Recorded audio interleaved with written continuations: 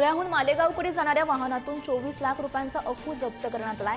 या प्रकरणी चालकाला अटकही झाली आहे, तर अंधाराचा फायदा घेत चालकाचा एक साथीदार फरार झालाय। पोलिसांकडून त्याचा शोध सुरू आहे। मावळमधून सुमारे 3.25 लाखांचं ज्वलनशील केमिकल आणि पांढऱ्या रॉकेटचा साठा जप्त झालाय। कामशेतच्या मुंडावरे गावच्या हद्दीमध्ये पोलिसांनी छापा टाकून ही कारवाई केली आहे। पोलिसांनी मिळालेल्या माहितीच्या आधारे कारवाई करत एका आरोपी विरोधात गुन्हा नोंदवण्यात आलाय। बारामतीमधील बांदलवाडीमध्ये एका व्यक्तीने आपल्या पत्नीच्या चारित्र्यावर संशय घेऊन तिला धारदार हत्याराने मारहाण केली। यामध्ये जखमी झालेल्या महिलेचा उपचारादरम्यान मृत्यू झालाय। दरम्यान आरोपी पतीविरोधात गुन्हा दाखल करण्यात आला असून पोलीस अधिकचा तपास करतायत। छत्रपती संभाजीनगरमधील संतोष लड्ढा दरोडा प्रकरणी दरोडेखोरांनी वापरलेली कार आणि मोपेड पोलिसांनी जप्त केलाय। या घरात सोनं असल्याची टीप दिल्याच्या संशयातून देविदास शिंदे याला सुद्धा पोलिसांनी ताब्यात घेतलाय।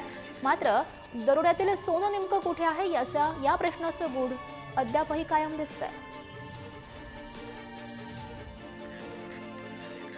धुळ्यातील गुलमोहर विश्रामगृह रोकड प्रकरणी अखेर 9 दिवसांनी गुन्हा नोंदवण्यात आलाय।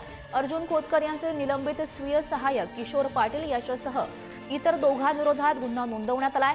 संजय राऊत आज धुळे जिल्ह्याच्या दौऱ्यावर आहेत। त्यांच्या दौऱ्याआधीच हा गुन्हा नोंदवला गेल्यानं चर्चांना उधाण आलंय।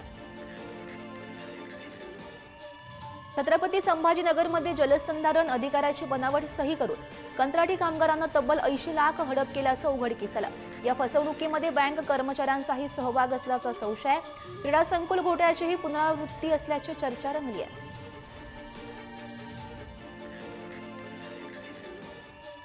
नवविवाहितेचा हुंड्यासाठी छळ केल्याप्रकरणी नागपूरच्या डेकाटे कुटुंबियांविरोधात भंडाऱ्यात गुन्हा नोंदवण्यात आलाय।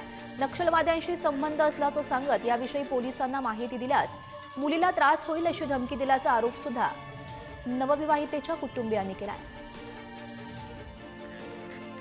भंडाऱ्याच्या तुमसरमधील साखळी जंगल शिवारात धाड टाकत पोलिसांनी हातभट्टीचे अड्डे उद्ध्वस्त केल्यात। हातभट्टीतून मोहफुलाची दारू तयार केली जात असल्याची माहिती तुमसर पोलिसांना प्राप्त झाली होती। पोलिसांनी या प्रकरणी दोघांना ताब्यात घेत त्यांच्याकडून जवळपास 4 लाखांपेक्षा अधिकचा मुद्देमाल जप्त केलाय। अकोल्यामध्ये धक्कादायक अशी घटना उघडकीस आली आहे। दारूच्या वादातून काकानंच पुतण्याची हत्या केली आहे। आरोपी काका मृतदेहासोबत गेल्या 5 दिवसांपासून राहत होता। शेजाऱ्यांना दुर्गंध येऊ लागल्यानंतर ही घटना उघडकीस आली। आरोपींना पोलिसांनी बेड्या ठोकल्यात।